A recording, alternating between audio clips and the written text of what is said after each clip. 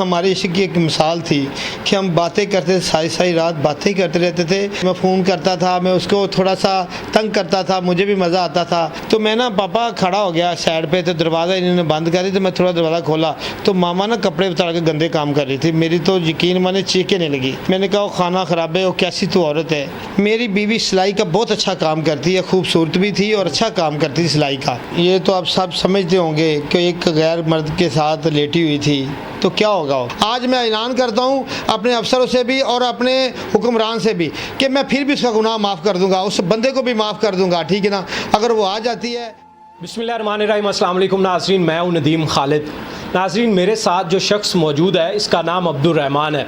इसकी बीवी किसी और आशना के साथ फ़रार हो गई और इसके 2 मासूम बच्चे भी अपने साथ ले गई। और बाद में जब ये पुलिस के हमरा वहाँ पर पहुँचे तो उस वक्त वो बरहना हालत में इनको मिली और उसके बाद पुलिस ने क्या कार्रवाई की और उसके बावजूद भी ये उसको माफ़ करने के लिए तैयार हैं।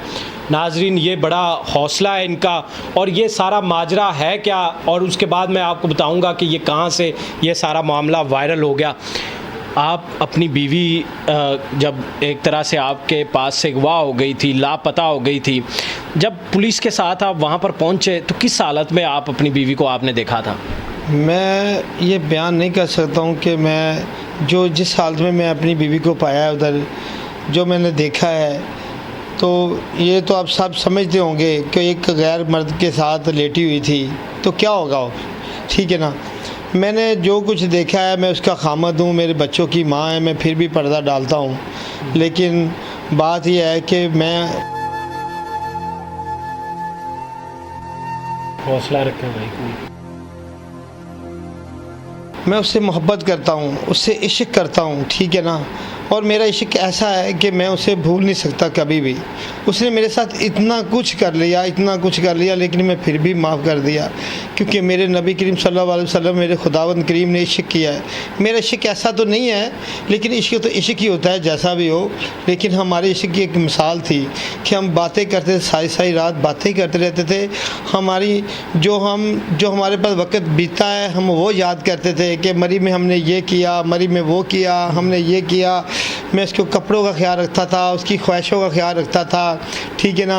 वो मुझे ये कहती कि मुझ पे फ़ोन पे बात नहीं तुम करते। मैं फ़ोन करता था, मैं उसको थोड़ा सा तंग करता था, मुझे भी मज़ा आता था कि मेरी बीवी कितनी अच्छी है, कितना प्यार मुझसे करती है। इस वाले से मुझे नहीं पता कि मेरी बीवी को क्या हो गया। उस बंदे ने मेरा घर का खाना ख़राब कर दिया। उसने कैसे मामलात ख़राब हो गए? अगर मोहब्बत इतनी थी तो कैसे बैग गई आपकी बीवी? सर, मामलात ऐसे ख़राब हुए कि मैं नाला खुद का रहशी हूँ। मेरा काम, मैं वुड का काम करता हूँ। मैं लाहौर आ गया इधर, चूँकि अमर सुदू में। इधर एक औरत रहती थी साथ ही, मेरे घर के साथ उसका घर था, वो भी रेंट पे, मैं भी रेंट पे था। मेरी बीवी सिलाई का बहुत अच्छा काम करती है, खूबसूरत भी थी और अच्छा काम करती थी सिलाई का। और उसने ज़ाहिर भी हमसाए थे, फिर उस वाक़फ़ी निकाली, वो कपड़े सिलाई करवाने के लिए आई। बात करती रही। वो और 2 नंबर औरत थी। एक सामने छड़े रहते थे, फैक्ट्री में काम करते थे। उसके साथ फिर था इस सईद नाम का शख्स, नाम था सईद नाम। वो इस मलकानी के साथ उसका अफेयर था।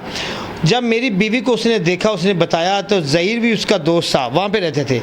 ज़हीर के साथ 20,000 रुपये से ज़हीर ने लिया, उससे ज़हीर को दिया, ज़हीर ने दिया इसको, मलकानी को, और मुझे बीवी को फंसाने के लिए।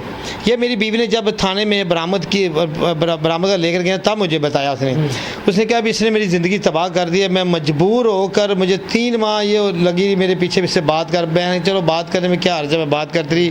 फिर मैसेज पे, फिर कॉल पे, फिर मैं ऐसे मैसेज पे मुझे मज़ा आना शुरू हो गया। मैं मैसेज करना, चैट करना शुरू हो गई। मैं जाल में फंस गई। फिर मेरे वालिद साहब इधर नहीं रह रहे थे, वो सईफ़ है, वो कहते मेरा दम घुटता, मैंने वापस जाना है। मैं अपने वालिद साहब को, बच्चों को लेकर वापस चला गया। मेरी बीवी का इसके साथ रब्ता था, इसने फ़ोन लेकर मेरी बीवी को दिया। मुझे नहीं पता घर में फ़ोन है या नहीं है, मुझे तो पता है कि फ़ोन मेरे घर में है। मेरी बीवी ज़िद एक दिन कर रही है कि मैंने 28 तारीख को कि मैंने लाहौर शॉपिंग करनी है। तो जल्दी आओ, मैं मरी में था, मैंने 25 तारीख को मरी से वापस आया हूँ, ठीक है ना। मैंने यहाँ से रिसीव किया, गाड़ी में बिठाया है, इसने कहा हमने जाना शेरा कोट की तरफ से। मैंने कहा शेरा कोट, कहते नहीं लंबा थोड़ा सफ़र करना, तुमसे बातें करनी है मैंने, इधर शोर बड़ा, रश बड़ा है। हम बातें करते रहे, अपनी याददाश्त पुरानी ताज़ा करते हैं, अपने बच्चों को, हमारे बच्चे ये करेंगे वो करेंगे, ठीक है ना। कभी मैं अपनी बेटी को गोद में बैठा लूँ, उसको कभी ये गाड़ी चला रही है, कभी कुछ कभी कुछ। जब मनारे पाकिस्तान आए हैं, लारी अड्डा से हम नज़दीक आए तो मुझे कहते यहाँ पे उतार दे। मैं यहाँ पे क्यों? कहती कि यहाँ पे ना वहाँ पे रश बहुत है, मुझे थोड़ी सी तंगी होती है, सर को दर्द हो जाती है, यहाँ पे रश कम है, मुझे भूख लगी है, खाना मुझे खिलाओ, मैंने नाश्ता नहीं किया आज, मुझे बहुत ज़्यादा भूख लग रही है। मैंने कहा अल्लाह रहम करे, कौन सी तुम्हें भूख लग रही है? कहती नहीं यहाँ पे। मैंने उसने ज़िद कर ली, मैंने गुस्से से कहा चलो ठीक उतरो, तू ज़िद कर लेती है, अपनी ज़िद पूरी करती है। मैंने वहाँ पे गाड़ी खड़ी की, रोड पार कराया, अपने बच्चों को, अपनी बीवी को, एक छोटा सा पौधा था वहाँ पे मैंने बैठा दिया। मैंने चलो वहाँ पे बैठे, ठीक है ना, तो आराम से बैठना है, रोड चालू है तो मैं खाना लेकर आ रहा हूँ। मैं रोड पार आया, खाना मैंने लिया, मुझे 20-25 मिनट लगे।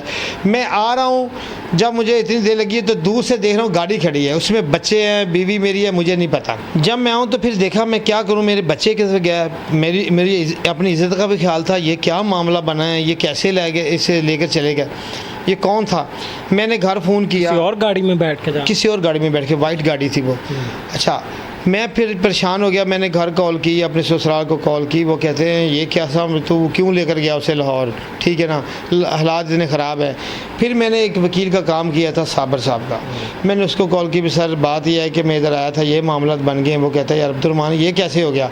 वो गया मौके पर, फिर हमने दरख्वास्त एक दी, वहाँ पर फिर पर्चा हुआ, पर्चा देकर फिर उसने कहा अब क्या करें। फिर मैंने कहा मेरे घर के नंबर, पुलिस वाले कहते हैं नंबर तेरे घर कौन सा चलता है? मैंने कहा भाई मेरे घर एक नंबर चलता है। वो नंबर मंगाया, फिर वहाँ से उसने नंबर को ऐसे निकाले, वहाँ से मवाद मिले नंबर के, फिर नंबर 2 माह आ चुका है, वो उस नंबर पे कॉलें नहीं हो रही थी। उसने एक मोबाइल लेकर दे रखा था मेरी बीवी को, मुझे नहीं पता था। फिर वो कॉलें ट्रेस हुई, फिर हम गज्जू मता पे गए, वहाँ पे नंबर चल रहा था, कॉल ट्रेस हुई, यानी कि लोकेशन हुई, वहाँ पे गया। मैं अपनी बीवी को इस हालत में पाया कि मैं बयान नहीं कर सकता हूँ। वो मेरे बच्चों की माँ है और अभी भी मेरी बीवी है, ठीक है। और बात यह है कि मैंने फिर उसको रिसीव हमने किया। रास्ते में मेरे बच्चे ने मुझे ये कहा, जो बलाल है 6 साल का, कि मेरी मामा जो है ना मुझे बार बार बाहर भेजती थी पापा। तो मैं पापा को कह रहा था पापा से बात करो, कहती पापा मर गए, अब तेरे पापा ये हैं, ये आपको वीडियो गेम लगा कर देते हैं। वो पापा देते थे, बलाल कहता नहीं, तो वो तुम्हारे ये पापा अच्छे कि वो पापा अच्छे? उन्होंने कहा ये पापा अच्छे फिर हुए ना, गेम लगा कर देते हैं। थाने गए, मेरे बेटे ने मुझे यह कहा। कौन से थाने? ये लारी अड्डा में। अच्छा। बेटे मैंने कहा बिलाल कुछ और बात, तुम्हारी मम्मा मारती? कहते नहीं मम्मा नहीं मारती, कल मामा ने मुझे बहुत परेशान किया, बार बार दुकान पर भेजती थी मामा, वो पास बैठी थी। तो मैं ना पापा खड़ा हो गया साइड पे, तो दरवाज़ा इन्होंने बंद कर दी, तो मैं थोड़ा दरवाज़ा खोला तो मामा ना कपड़े उतार के गंदे काम कर रही थी। मेरी तो यकीन माने चीखें नहीं लगी। मैंने कहा वो खाना ख़राब है, वो कैसी तू औरत है, वो तू अपने बच्चों का भी तुम्हें ख्याल ना आया? जब मैं तुम्हें लेकर आऊँ तो किस हालत में मेरे बच्चे जो हैं वो समझदार हैं। जो बेटी मुझे 1 साल की बेटी मुझे पछताती है, ये मेरा बाप है, ये मेरी माँ है, तो वो नहीं देख रही बेटी मेरी। क्या उसके ज़हन में आ रहा होगा कि मेरी माँ क्या कर रही है? क्या वो भी ऐसा करेगी? कहती मैं बर्दाश्त नहीं कर सकती, लेकिन मुझे माफ़ कर दो। मैंने कहा तुम्हें माफ़ किया, मैं बच्चों की वजह से माफ़ कर दूँ। जब अल्लाह पाक माफ़ कर रहा है तो मैं क्या चीज़ हूँ? मैं तो कुछ भी नहीं हूँ। मैंने उसको माफ़ कर दिया। उसके बाद सुबह जब हुई है, बयान रिकॉर्ड करने थे हमने, अनवर थानेदार ने ऐसी गेम चलाई, मेरी बीवी बयान रिकॉर्ड कर रही है कि मेरे साथ जना हुआ है और मुझे गवाह किया गया है। अनवर थानेदार बार बार कहता था कि तुम्हें गवाह तू ये बयान ना दे तो ज़िंदगी में ज़िल्लो ख्वार हो जाएगी, तेरा DNA होगा, तू ऐसे कह दे कि मैं खुद ही आई हूँ अपनी मर्ज़ी से और मियाँ के साथ जाना चाहती हूँ। और मेरी बीवी कहती नहीं मैं गवाह ही हूँ। और वो अनवर थानेदार कहता है ये बंदे अपने मियाँ के प्रेशर की वजह से कह रही है। दूसरा जो एक उसके साथ बैठा हुआ था वो एहलकार था, उसको कहता है इसको दूसरे कमरे में ले जा, और मेरी सास को और मुझे कहता तो आप बाहर चले जाएँ। वहाँ पे जो बयान लिखे मुझे नहीं पता। मेरी बीवी जब अदालत में आई उसने कहा कि मैं गवाह हुई, मैं जना हुआ, और जज साहबान ने कह दिया कि इसे दारुल रहमान भेज दो, ये सोच ले। अगले दिन मेरी बीवी 3 बजे मुझे कॉल करती है कि मुझे आकर ले जा रहमान, मैं बहुत ज़्यादा परेशान हूँ, बच्चे भी परेशान हो रहे। मैं कहा अभी जानी मैं कुछ नहीं कर सकता हूँ, सुबह इंशाल्लाह, रात की तो बात है, सुबह मैं ले जाऊँगा। जब सुबह गया हूँ तो मेरी बीवी को लहजा ही चाहिए था। वो रो रही थी, कहती कि मैं कुछ नहीं कर सकती, मैं मजबूर हूँ रहमान, मैं मजबूर हूँ। बस ऐसे करती करती अंदर चली गई अदालत में। वहाँ पे जज साहब ने भाई निकाल दिया। अब जज साहब ने क्या जज साहब का कसूर है या उनका कसूर है जो इतना जुम्बड़ उनका आया हुआ था। मैं तो मेरी सस थी, मेरा ससुराल था, सौरा था मेरा, जब मैं था। बाद में मुझे उसने ये कहा, उस बंदे ने बारी के, अगर मेरी बात सुन, ये मामला यहाँ पे ख़त्म कर दे वरना तेरे लिए बहुत बुरा होगा, ठीक है ना। मैंने फिर जज साहब ने कहा कि आपकी बीवी आपके साथ जाना चाहती है तो आप अपनी बीवी को, मैं कबूल करता हूँ आपकी बीवी को, मैं अपनी बीवी को कबूल करता हूँ, मेरे बच्चे हैं उसमें, मेरी बेटी है, मैं इसको माफ़ करता हूँ, बात ख़त्म होगी। जब फिर मुझे जज ने कहा कि इसको आप ऐसे कि रिटर्न लिख दें कि मैं पर्चे की पैरवाई नहीं करना चाहता हूँ, मैंने वो भी लिख दिया कि मैं पर्चे की पैरवाई नहीं करना। बाद में ये निकलती बात भी, जज कहता है ये आपके साथ नहीं जा रही, वो लड़के की खाला के साथ ही जा रही है। मैं कहा ये क्या हुआ? जब एक बंदा ज़ना कर रहा है, उसकी खाला और उस लड़के में क्या फ़र्क है? कोई फ़र्क नहीं, एक घर में रहते हैं, उसकी खाला लड़के की नहीं, लड़के की खाला है।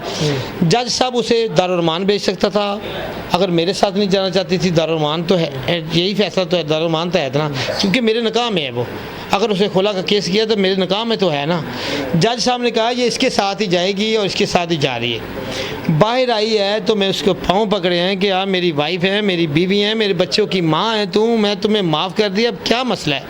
उसने कहा रहमान मैं मजबूर हूँ, मैं कुछ नहीं कर सकती, तुम्हें नहीं पता मैं कितनी मजबूर हूँ, मैं क्या लोगों को मुँह दिखाऊँगी, क्या करूँगी। मैंने फिर जब उसके पाँव पकड़े वो नहीं मानी, फिर मैंने ये फ़ैसला लिया कि मैं से मर जाना मेरे लिए बेहतर है, कि मेरी गैरत ख़त्म हो गई है। लोगों को मैं क्या बताऊँगा कि मेरी बीवी चली गई है। अब पहले नहीं पता चल गया। फिर मैंने ये अपनी मौत का मैंने ये डिसाइड किया कि मैं वहाँ से छलांग लगा लेता हूँ और ख़ुदकशी कर लेता हूँ। मुझे नहीं पता था कि क्या हो रहा है क्या नहीं हो रहा, मेरे जो ज़हन में बात आई मैं वही मैंने की।